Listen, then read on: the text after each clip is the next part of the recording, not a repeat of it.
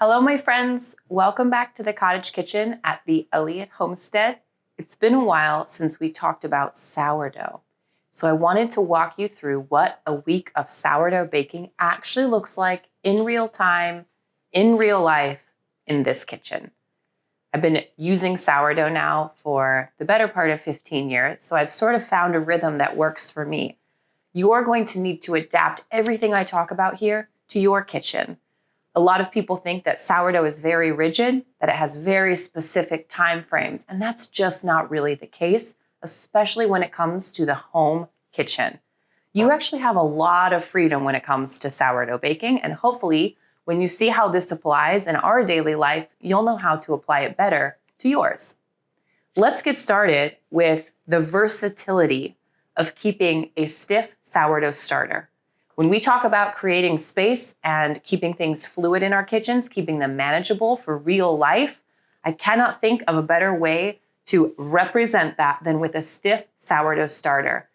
If you don't know what I'm talking about, I'm going to show you what my starter looks like. I've kept mine this way for over 6 years, and it's worked really well. With a stiff sourdough starter, or sometimes called a dry sourdough starter, you really only feed your sourdough starter when you're close to running out of it. So that might be a week, 10 days, 2 weeks. I end up usually feeding mine at least once a week, sometimes twice, depending on how much I'm baking.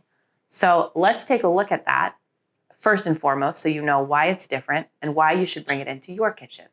We do a lot to keep our bodies healthy. Sourdough is a big piece of that. Another big piece of it is using AG1, and I would like to thank them for sponsoring today's video. We work hard on our health here in this house. Sourdough bread is a part of that, and so is AG1. Months ago, I began to drink AG1 consistently as a foundational nutrition drink. It's an effortless daily habit that fills in the nutritional gaps we're missing. 1 scoop of powder, 8 to 12 ounces of filtered water. It's very simple. You just shake it up and drink it. To me, it's got a really drinkable, earthy, fruity flavor. Super simple. 75 high-quality ingredients, all from whole food sources, that are combined to nourish all of the body's systems holistically. Even though our bodies are different, we all have the same basic nutritional needs. AG1 covers them all. It supports whole body health with prebiotics, probiotics, enzymes, magnesium, B vitamins, herbs, zinc, and minerals. AG1 supports the brain, the gut, and immune health. Go to drinkag1.com/the Elliott Homestead to get your free welcome kit that includes the canister, shaker, a year's supply of vitamin D3K2, and 5 extra travel packs of AG1. All right, first off, I love these Le Parfait jars for keeping my starter. It's a nice flip top, just easy to clean out. There's not a lot of nooks and crannies. So this is what my sourdough starter looks like. And you'll see on Instagram, there's all these like flashy, ooh, look how bubbly my sourdough starter is, and pouring over the side of the jar. And that's all well and good, but your starter is only super active like that for a very short period of time. And in order to get it there, you have to feed it all the time, sometimes 2 or 3 times a day. I can barely remember to feed my children 2 or 3 times a day. I am not going to feed this twice a day. That's way too much maintenance for me. So instead, I feed it less water, which sort of keeps it in this subdued state of being a starter. Then when I want to bake with it, then I get it nice and active. I'm not baking sourdough every single day, nor am I mixing up all my things every single day. That's what makes it doable. So let's pretend we're at the start of our week. It's Sunday, which is actually when I normally do my sourdough. Here's what that actually looks like. I remove my starter from the refrigerator. It's dormant. It hasn't been fed in maybe 5, 6, 7 days. As long as there's some in here, I can just keep using it. So it's Sunday, and I want to make enough sourdough starter to make all my baked goods throughout the week. So how I will do that is I'll grab a chunk of my starter, which you can see it's not totally dry. It's just a lot stiffer than what you might imagine.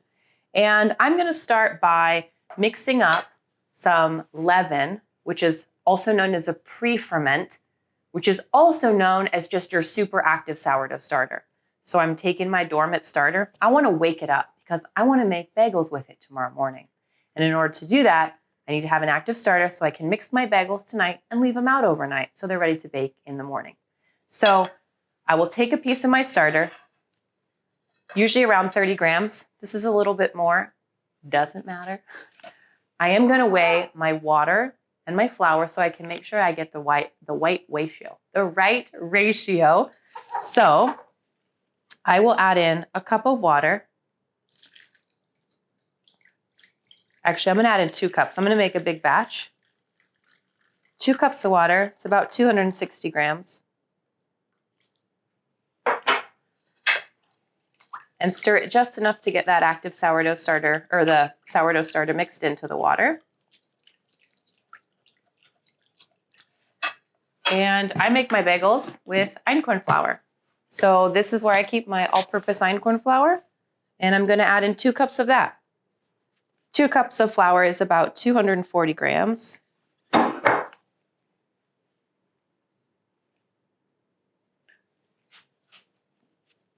Mix this up. I like to use wooden spoons for this. The thing is, you have to remember this is wild yeast. So you don't want to do your sourdough with disinfected hands or even disinfected utensils, because even my wooden spoons, which live in my kitchen, capture the native yeasts that are in my kitchen. And you'll find the more you bake with sourdough, the better and better it gets, because you literally are populating your kitchen with those native yeasts. It's really beautiful. Okay, so now I have what most would call a sourdough starter. Your standard wet sourdough starter is fed 1 part flour to 1 part water, a cup of flour to a cup of water, 2 cups to 2 cups. So this is really similar to what most people keep, which has twice as much water as my starter. But when I want to bake with it, easy, I just mix it up. Now I have my starter. I'll leave it out for a few hours, covered. It'll get bubbly, it'll get active, and then I'll be prepared to mix my bagels for breakfast tomorrow. So if I'm not talking to a camera, this step takes me about a minute. I set it aside, and that's ready to go. But that's not the only sourdough good I'm going to bake this week. I like to get bread started on Sunday nights to make a huge batch of bread, just like artisan loaves to have on hand throughout the week. So I'm now going to just activate a good old chunk of starter. And once it's ready, I'll be able to take some of it to make my artisan bread. I'll take some of it to make my focaccia bread.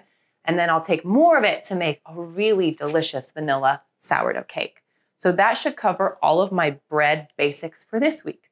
I'll have a double batch of bagels, 4 loaves of artisan bread, a double batch of focaccia, and a sourdough cake. So we should be good to go.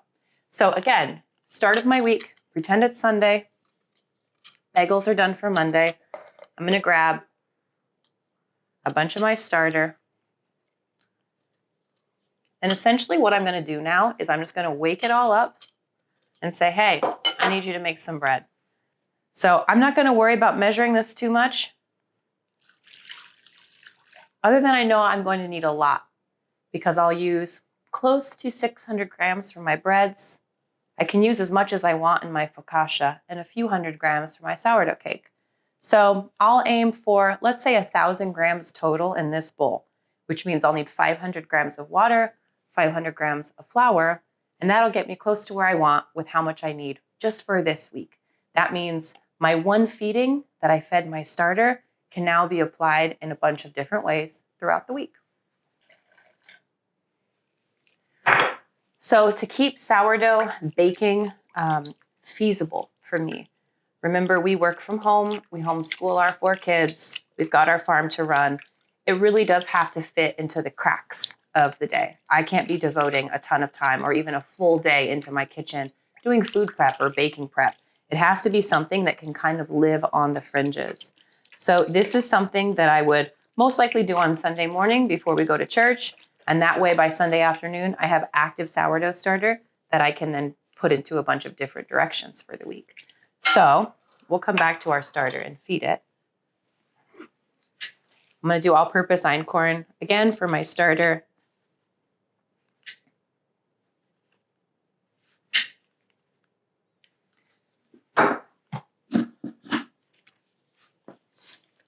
Again, if I'm not talking to the camera, this piece probably takes me about another minute. Now, the only reason I've done this one separately is because I know I'm going to mix those bagels up in a few hours. And these are I'm gonna kind of take from them as the week goes. So I know that sounds kind of complicated, but hopefully as you see the rest of the video, you'll see how that plays out. And by the way, per the request of our cooking community members, we're going to be covering a lot more sourdough recipes in the cooking community. So I actually keep a little binder of my bread recipes. These are all past cooking community recipes that I keep in here because I do bake bread from a recipe. It's not all up here. And so a lot of times I'll just pull it out for the week, pick out what I want to bake. But if you want to check out those sourdough recipes and be a part of that and be a part of the instructional cooking videos and the community where you can ask the questions, then make sure you check out the cooking community at cook.theelliottHomestead.com. There's more information on that below the video.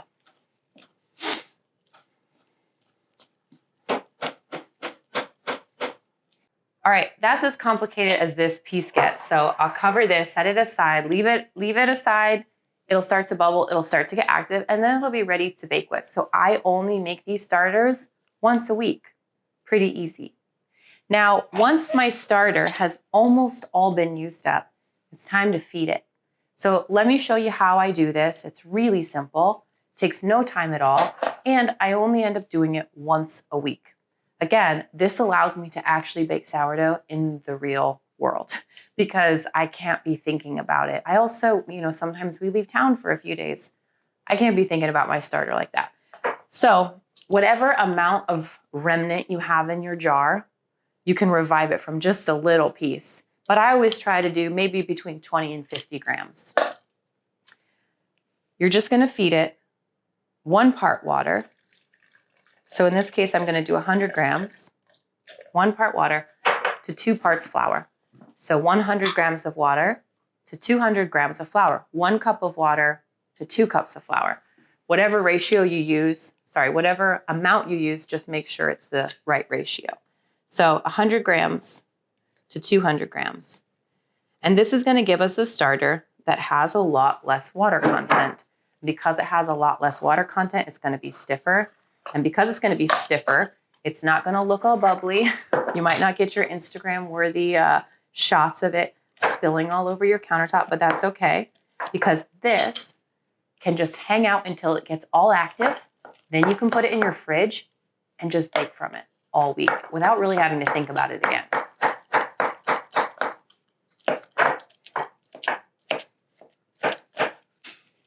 So I want you to think, those of you who already bake with sourdough, how would your week change? How would the amount of labor in your kitchen change if you were only feeding your starter once a week? Because that actually can take a lot of time to do that 2 times a day. And then comes the added kind of challenge of every single day having to come up with something that you do with your sourdough discard.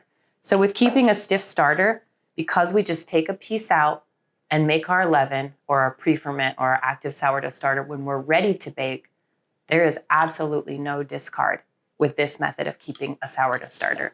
So to me, in the real world, that's the kind of versatility I need to be able to have in something because I can't always be baking. I don't want to feel the guilt of throwing away pieces of my starter in the trash can or composting it because the flour is too valuable to do that. With this method of keeping a starter, you don't end up with any discard ever. Unless you make that and you forget about it. And I guess then I would still just make it into a focaccia or something. So when I feed my starter once a week, this is what it looks like, by the way. Every once in a while, I'll take my jar and clean it out all the way. So remember, this feeding of the starter happens for me once a week because that's how much bread I make every week. It might be a little bit longer for you, or it might be a little faster for you. The same is true regardless of what sourdough starter you make. That the more you feed your starter, the better it's going to do. It needs to be baked with. It needs to be used. So even though you can technically stick this in the back of your fridge and not pay attention to it for a few weeks, it's going to be that much healthier if you do bake with it. So this is the viscosity of a dry starter. And each week when I feed mine, every feeding, I like to put it on my marble and I like to just touch it and spend some time because there's a lot going on in the air here There's a lot going on my hands. There's a lot going on my tools. And all of those things can help to make my sourdough starter healthy and strong. And that's ultimately what we want. So I like to just spend some time saying, hi, friend, thanks for all your work this week. I appreciate you. And you can see you can knead it just like you can a dough. So I'm actually going to clean my jar out so that you can see what this looks like after it hangs out on the counter. Every time I feed my starter, I'll put it in the jar and leave it out on the counter for 8 to 12 hours. In that time, it will get bubbly and it will get active and it'll smell really delicious. Once it's all activated, that's when I stick it in the fridge. And it stays in there until I want to bake with it, at which point I take it out, take out a piece, and make my leaven. The rest then just goes back into the fridge until it's almost all used up, at which point we feed it again. So this is a good chunk of our weekly sourdough already done. Our starter is fed. It's gonna go into our clean jar. And I'm gonna leave this out at room temperature for a while till it gets all bubbly and active. We've got our leaven ready and going for tomorrow. So we'll mix our bagels up tonight, have fresh baked bagels in the morning. We've got our other leaven going over here for the bread and the focaccia and the cake that'll come a little bit later this week. So we're gonna set everything aside, let it activate, and then we'll be ready to bake. So this is what my sourdough starter looks like after it's been out on the counter for about 12 hours. When it gets nice and bubbly, it should smell like a nice yogurt. And at this point, I put it into the refrigerator until I'm ready to bake something with it. I'm gonna do my very best to walk you through the processes of our weekly breads. So you can see here that my sourdough starter for the bagels is nice and bubbly and activated after sitting out on the counter. So unfortunately for continuity in this video, it's a little tricky because I'm changing clothes throughout the day, whether I'm filming, doing farm chores, working out. And so if my outfits get a little off, know that I'll try to walk you through the timeline best as I can. So I mixed my bagel leaven earlier in the day, which you've already seen, and now I'm going to be mixing up my final dough. This is a perfect example of the versatility of sourdough bread. So when I first learned how to make bagels, I was taught that they should sit out at room temperature for 2 to 3 hours before you shape them. But this wasn't long enough for me. There's no way I could have fresh bagels in the morning because I wasn't gonna get up at 2 o'clock in the morning to mix them. So instead, I experimented with mixing them at nighttime, taking some of the water away so that the dough would rise a little slower. And ultimately, that's how I landed on the recipe that I use now. So I mix my bagels up the night before. It takes me about 3 to 4 minutes to do this process. It's really simple. I have my active leaven that I've mixed earlier in the day. And to that, I just add some water, flour, salt, maple syrup. Then I just mix it all together until I get a homogeneous dough. Again, for continuity purposes, I apologize, but since I made a double batch, I had to switch bowls here, which is why you see me mixing the dough in a different bowl than what I started with. But the idea is still simple. You mix it together. A dough scraper can be a really great tool for if you're wanting to get into sourdough bread. It just makes mixing that much easier. So again, it took me about a minute to mix my leaven earlier in the day to get that sourdough starter active, and it's taking me about 5 minutes to mix this dough now, 3 to 4 or 5 minutes. Really simple.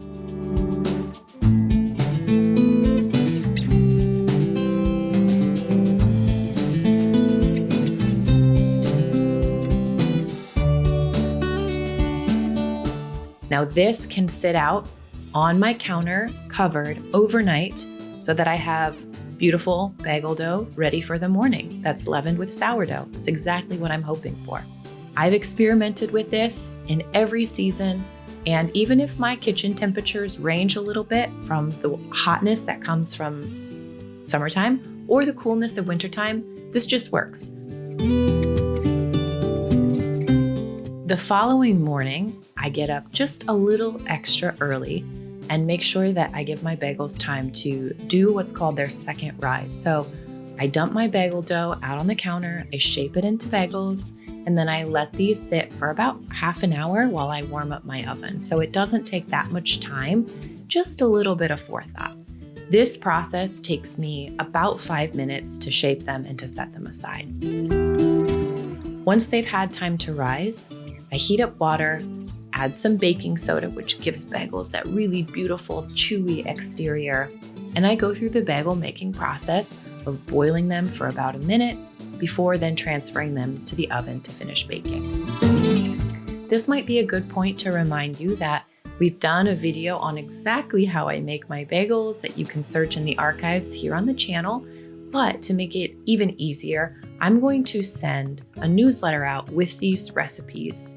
So if you would like to get them, you can join our newsletter by visiting shaye.substack.com or clicking the link below the video.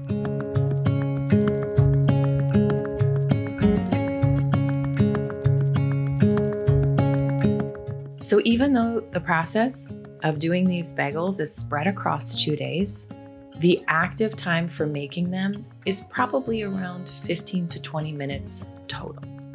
So you can see how this can work into your daily routine. Also, if you only have 4 hours for your bagels to proof, that's fine. If you've got 12 hours, that's fine too. Trust me, I've tried it all the ways. Both of them work.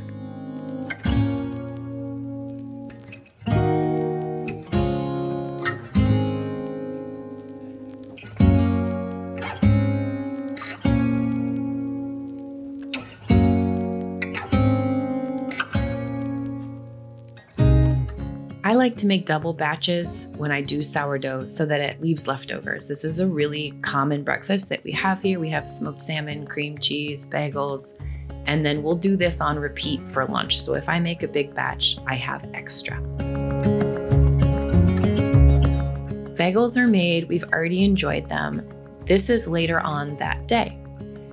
What I'm doing here in this big tub is mixing up my weekly Artisan sourdough bread. So these are the breads that we use for all different kinds of things. And you'll notice that all of this whole entire process is done in one of these big food grade tubs. So here's my active sourdough starter that we mixed together at the beginning. You can see it's bubbly and it's active. So I'm going to be adding that and mixing it all together with my bread. Now there's a few reasons that I love this process. One is that it's all done in the tub, so I don't even dirty my countertops when I'm doing this process. Instead, I'm just mixing my dough, adding my sourdough starter, letting it hydrate, and then instead of kneading my bread, because this is a high moisture bread, I'm just putting folds on it, meaning you can see I'm pulling it up and folding it over itself. And I do this 3 or 4 times within the first hour after I've mixed my bread. So I can do this for 2 loaves, I can do this for 4 loaves, I can do this for 8 loaves. My tub holds a ton, so I've just found a system that works for me. Again, this process is simple. It takes me probably about 10 minutes total to mix my bread and then active time of putting folds on it. The only thing you need to do during this time is just make sure you're kind of around to babysit it a little bit, meaning you put a fold on it and you walk away and maybe you clean up lunch dishes. You come back 20 minutes later, you put another fold on it, you vacuum your floors. You come back 20 minutes later, you put another fold on it. But again, y'all, this is versatile. I've been in a rush and I've done these folds within 15 minutes, all 4 of them. I've also left the dough for an hour and come back and put the folds on in the second hour. And I'm not going to say that these things don't impact your bread, but not significantly enough to the point that you shouldn't bake it. You have to find a way to make it work for you. Minimal mess, minimal kneading time, and kind of minimal stringentness of schedule were really assets to me in learning how to bake bread like this. So this is a true sourdough bread, meaning the only thing that I use to leaven it is sourdough. A lot of my cooking community members will add a pinch of yeast at this point, because it just gives their bread that much more oomph and they still get all the benefits of sourdough bread. That's up to you. This is a true sourdough one, so it's going to, after I mix it, which I've done, and after I've put on my folds, which I'm just finishing up, this is going to sit out on the counter until it's about risen by, I would say, close to double. Sourdough's never gonna rise like a yeast would in that same aggressive way. It's gonna take a little bit more time. There's lots of different ways you can look up to test this. I have a kind of a marker on my tub that I know once the dough hits here, we're good to go. We can explain that in a further video, but you can see here, it's about doubled in size. And once it gets there, and this is usually about 12 hours later, by the way. If I'm in a rush, maybe it's 8. If I forget about it, maybe it's 16. And again, it's not that those things don't affect your bread, but it's still worth learning how to do it, still learning how to do it right, and then finding a way that fits into your schedule. So I will typically mix my bread at nighttime and let it rise overnight. The following morning, I shape my loaves like you see here. I give them one final rise at room temperature for about an hour and a half while my oven heats up, and then I bake them. So this is a way that a lot of that time is just passive. It's just overnight. So 10 minutes of mixing it the night before and about 10 minutes of active baking time the following day, and you're good to go.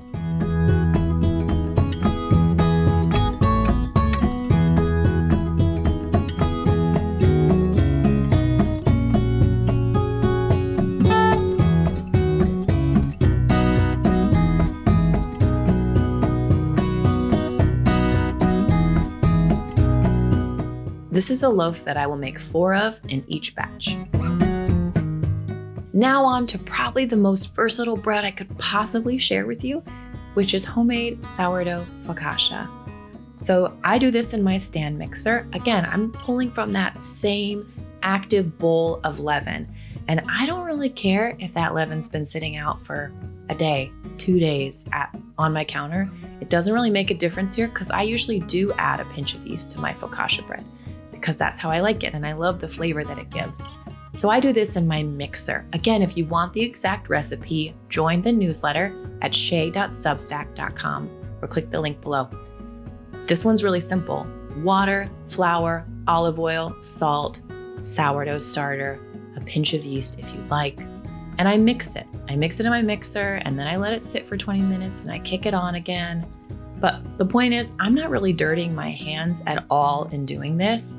I'm spending about 5 minutes mixing this focaccia bread. And here's my favorite part. This one proofs in the refrigerator. So you can see I'm dumping it into an oiled tub, and that's gonna get stuck in the refrigerator where it can stay 4 days. So sometimes I'll do it overnight and I'll bake it the next morning for breakfast. Other times I'll leave it for 2 days, 3 days, 4 days. And I know that I have a beautiful loaf of bread in the fridge ready to go at a moment's notice. Because as you can see here, all I need to do is take the dough out, spread it on a baking tray with a ton of olive oil, and then bake it. And it's already gone through that beautiful cold retardation process, which adds a ton of flavor to bread. It gives it a beautiful chewy texture too. So even if you only make one bread, this is such a great one to learn how to make, because you could have tubs of this in your refrigerator and pull one out anytime you want to have fresh bread. This is the kind of recipe that makes sourdough baking so exciting because the flavor is so spot on, but also a great one to show you just how versatile it is.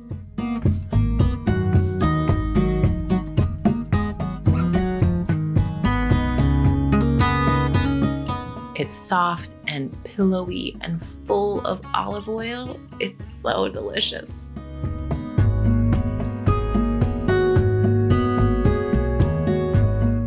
Last but not least, we have our last bit of starter that we mixed up. So this now, by the way, has been sitting out on my counter for a few days.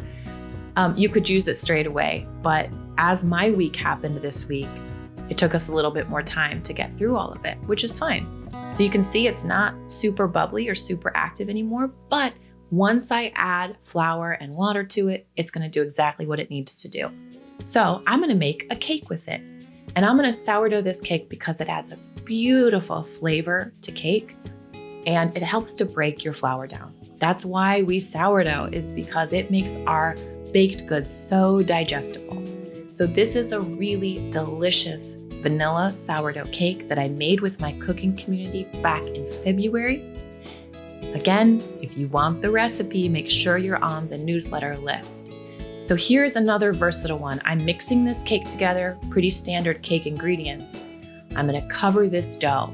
Now, ideally, I like to let my cake sourdough for 8 to 12 hours. So it's another great one you could mix and let sit out overnight.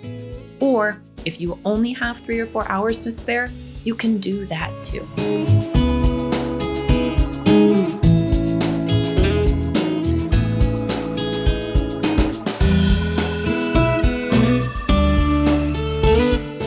Sourdough, in this instance, isn't going to be my leavening agent, meaning it's not going to be what gives me bubbles in my cake. I'm going to use baking powder for that. Instead, the sourdough has been mixed with my flour. It's been left out on the counter to ferment and break down and pre-digest and make flavor and all the beautiful things that sourdough does. And when I'm ready to make the cake, I add in the sugar and the eggs and the vanilla and the baking powder, and that's going to leaven my broken down, beautifully flavored vanilla cake. Now remember, this was done with just starter that had been sitting out on the counter. Sometimes this is called discard, although with keeping a stiff starter, we don't really throw any sourdough starter away ever.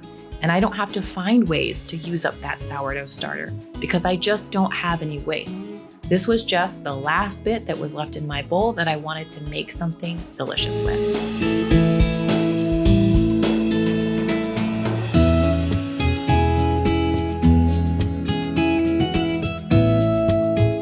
In this case, I'm going to top it with an Italian honey meringue.